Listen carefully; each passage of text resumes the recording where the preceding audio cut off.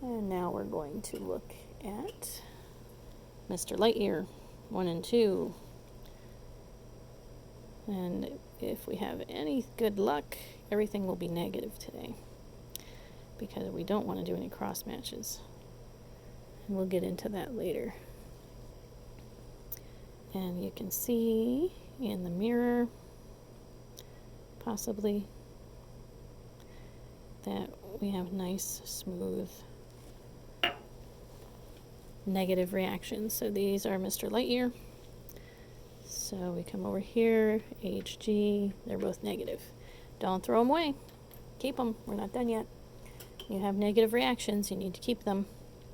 Next is Mr. Dog 1 and 2. And we'll shake his tubes up. And those look negative as well, but you want to look in the mirror.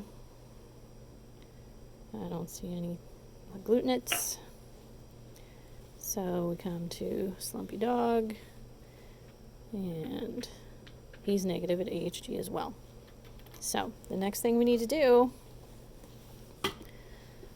is verify that our AHG reagent is working, because it could be that somebody accidentally contaminated it and the anti-IgG is no longer working, which would cause a false negative reaction if we really had something positive going on.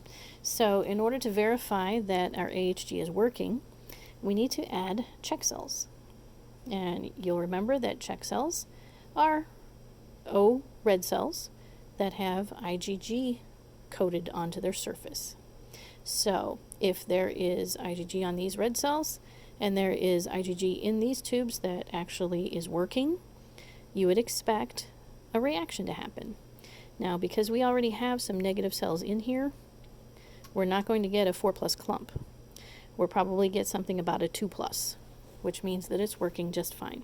So you want to mix it up.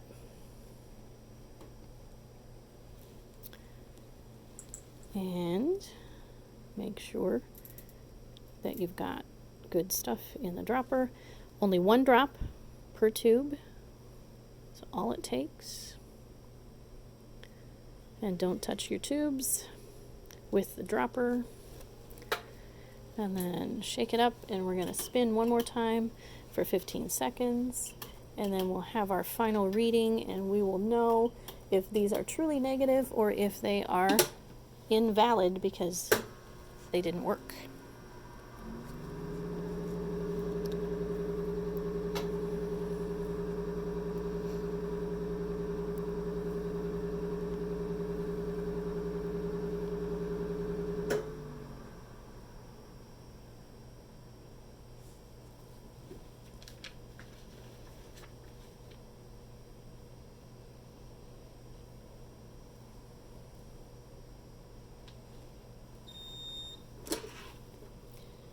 Okay, so now we have Minnie Mouse 1 and 2, and we're going to shake them, and we have nice, strong 2+ clumps.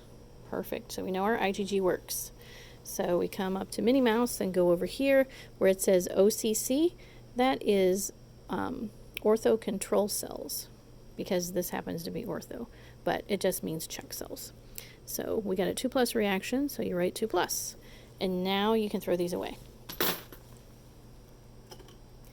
Next, we have Mr. Lightyear. And we got a little bit weaker reaction, so those are 1+, but that's okay. Still worked. So Mr. Lightyear, 1+. Oops, I forgot to put this one. And 1+. And now we've got Mr. Dog. We'll shake him up. And he's got a nice 2+. So Mr. Dog, come across, we've got 2+, 2+. So all of our tests are valid. So we can interpret these antibody screens now. We've got negative reactions all the way across, and our check cells verified that the AHG reagent worked. So we can safely call this negative. And you want to write negative. Do not make a slash sign, because that can be changed to positive very easily. And then, of course, you want to document that you're the one that did the work because you want credit, and your supervisor wants to know because the FDA will ask who did this work. There is an FDA and a CAP regulation that says you need to be able to identify who did the work in each step of the processes in blood bank. And this is how we know who did all this work. Now, if somebody did the front type, or the ABO and RH, and somebody else did the antibody screen, you would need to have the antibody screen on a separate line here so that the other person could document their initials. That way it's clear that they did the antibody screen, but you did the type. And in the computer system, it's very easy to document because you'll actually have to order things differently. So that is how you do a type and screen. And hope it was fun. And we'll move on to some gel testing next.